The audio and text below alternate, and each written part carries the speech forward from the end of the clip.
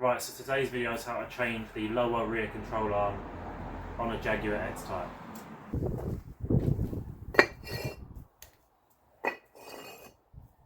The next step is, once you've got some bricks under the front wheels, you're going to jack up the rear of the car and put some axle stands underneath.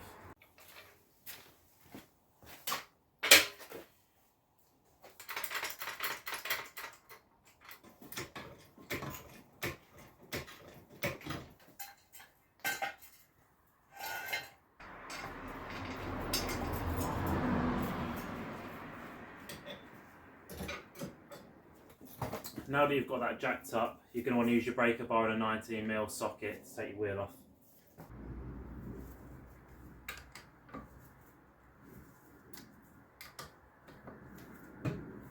You can either now finish this off by hand or just get your impact out and just start taking them off.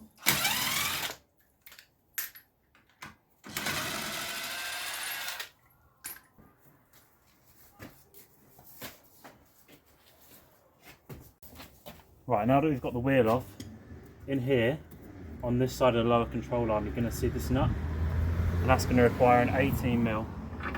Put that over, get your brake bar on, and just loosen that up. You can either use an impact or just do it all the way with one of these. The actual bolt on the other side is just spinning, so what I've got is a 15mm spanner, closed end. And I'll just stick that on and then buzz off on this side.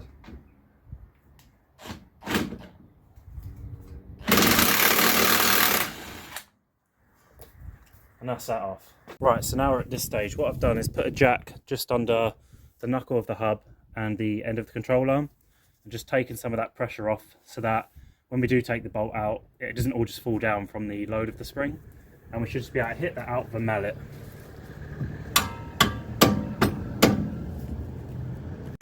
Right, after a bit of hitting with a mallet, it's come out now, and that's just slid straight out of there. I did actually forget to mention this at the start, so I've had to backtrack a bit.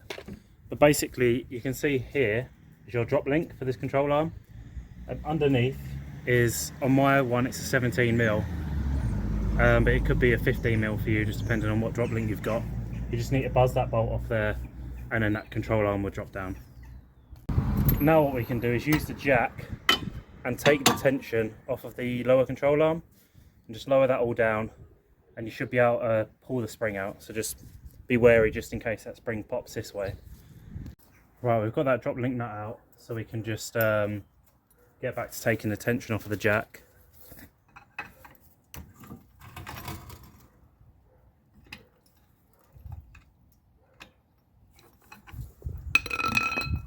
Right, you can see I've pulled the jack out,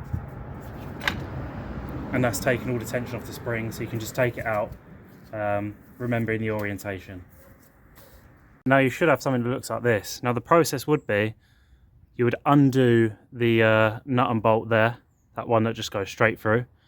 However, on my one it's actually rusted to the bush, so I'm going to have to angle grind either side of the bolt, and then this control arm would just drop out. But ignore that step if your bolt just comes out. On my other side it did just come out, but you'll see it afterwards anyway.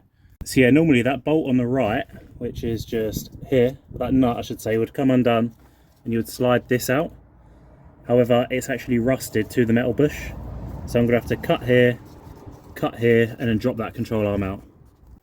If you are going to do any cutting with an angle grinder, just make sure you've got the appropriate protection, especially when you're working so close to the underside of the vehicle. You could get sparks and all sorts, or a disc smashing, so just for the sake of a tenner, be safe. Right, so after about 20 minutes with an angle grinder, we've got it off. And what it should look like is, that would be there, and this whole bolt would slide out.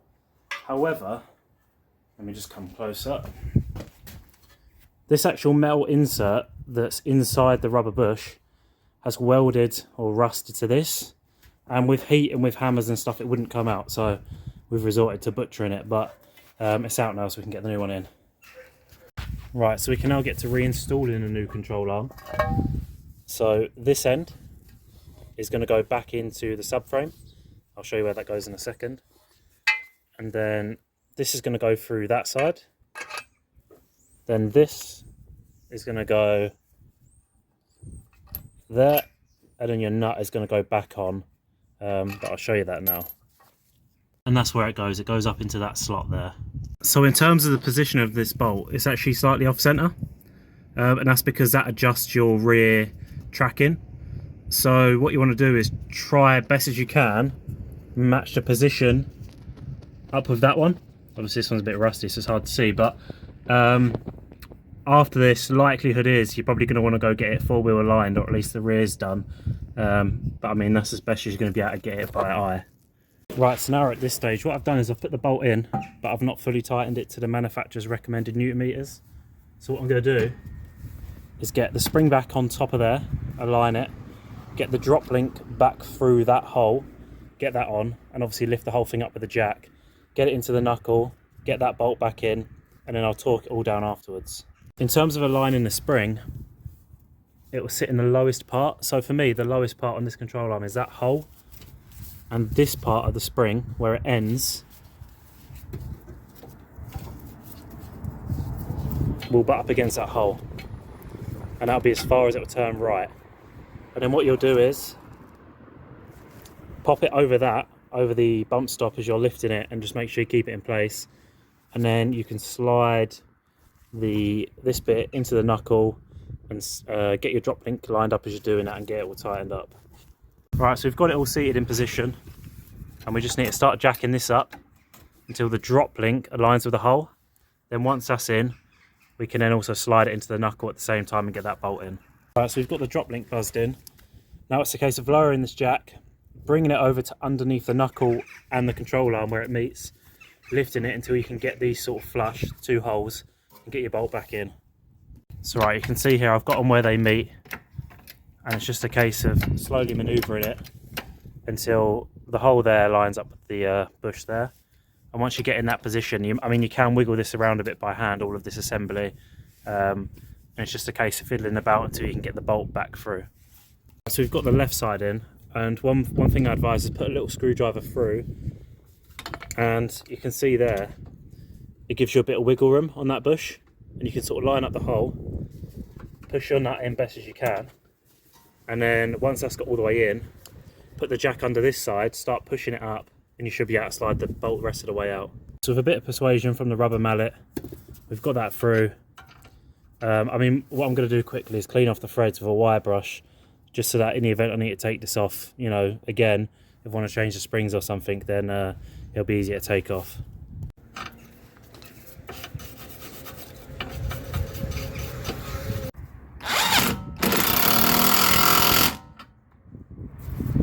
Right, now you should be at this stage. You've got that tightened, that one tightened, your drop link tightened. Again, just check everything with a pry bar afterwards, just to make sure that everything is actually seated as it should be. And then at this point you can just put your wheel back on, and then that's it done.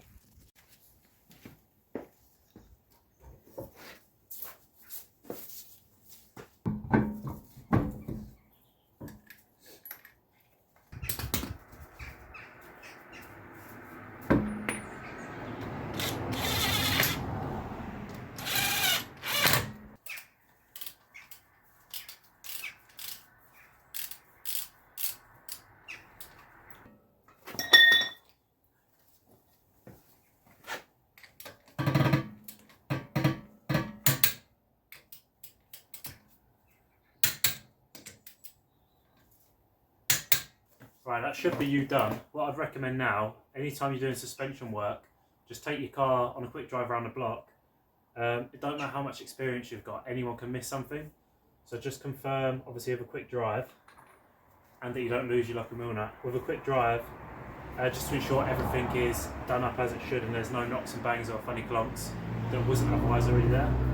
Yeah, if you've got any other questions or you would have done something differently, just let me know in the comments.